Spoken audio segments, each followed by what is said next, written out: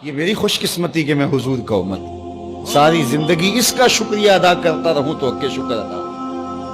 ہم حضور کے امتی، نبی انتظار کرتے رہے، نبی منتظر رہے. حضرت خلیل اللہ کی بارگاہ میں پکار رہے، ربنا وابعث فیہم رسولا، مالک رسول بھیج دے.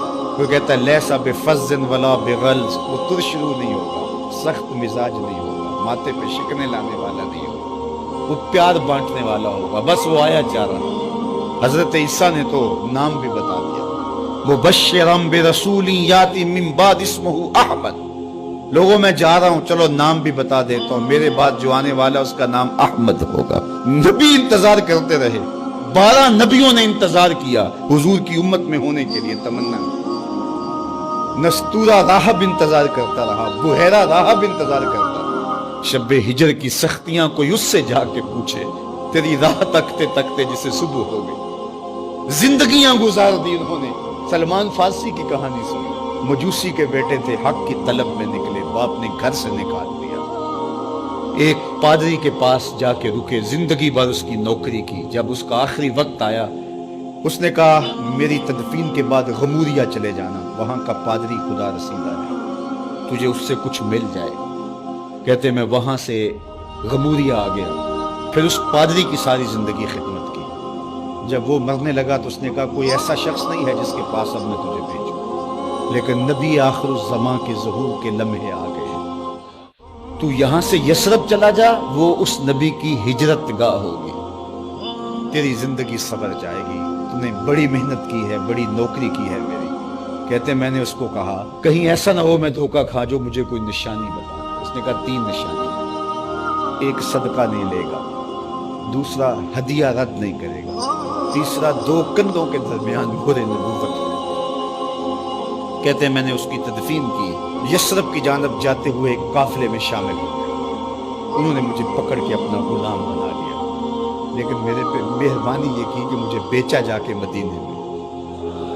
ایک یہودی نے مجھے خرید لیا. میں اس کے باغ میں گوڈی کرتا تھا، کام کرتا تھا، کھجوریں توڑتا تھا، لیکن میں انتظار میں تھا کہ کبھی وہ نبی آخر زمان آئے تو مجھے دید ہو. کبھی عرش پر، کبھی فرش پر، کبھی ان کے در، کبھی در بدر. غم عاشقی تیرا شکریہ، میں کہاں کہاں سے گزر گیا.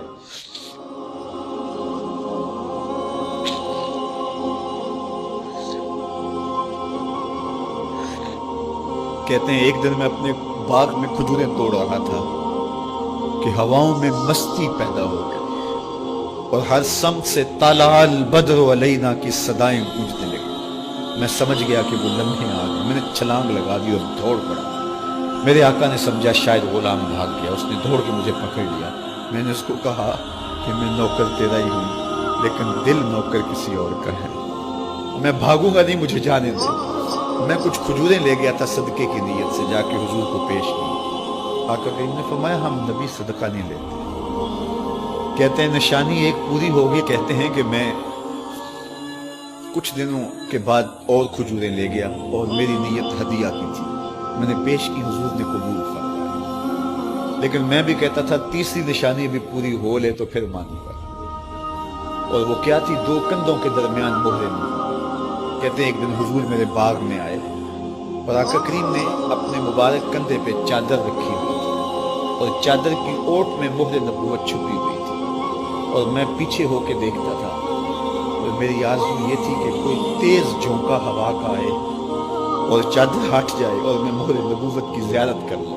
حضور میرے ارادہ قلب سے آگاہ ہوئے. فَأَلْقَى إِلَيَّ رِدَاءَهُ، حضور نے چادر اتار کے میری جانب پھینکی اور پھر ایسے رخ کر کے فرمایا انظر الی ما امرت بہ.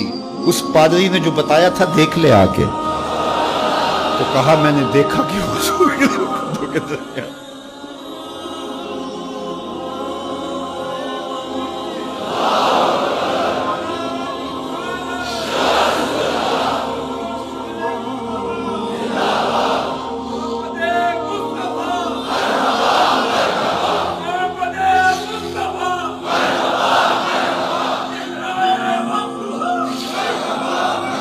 شب ہجر کی سختیاں کوئی اس سے جا کے پوچھے، تیری راہ تکتے تکتے جسے صبح ہو گئی. ہم نے تو کوئی انتظار نہیں کیا نا، ہم نے تو کوئی دکھ نہیں سہا، ہم سوئے تھے مقدر جاگ اٹھے. ہمارے والد مسجد سے مولوی صاحب کو بلا لائے. انہوں نے کان میں آ کے کہا مبارک ہو تو حضور کا نوکر بن کے آ رہا. میرے والد گرامی ایک شعر جھوم کے پڑھا کرتے تھے, محمد جانے جانا ہے پیغمبر ہو تو ایسا ہو, رسولوں کی بشارت سے مبشر ہو تو ایسا ہو, امر توقیر کا سب کو موکر ہو تو ایسا ہو, کیا ہم کو غلام ان کا مقدر ہو تو ایسا. میں اپنے مقدر پہ قربان نہ جاؤں, آپ اپنے مقدر پہ نثار نہ جائیں. ہمیں وہ نبی ملا جو نبیوں کا نبی.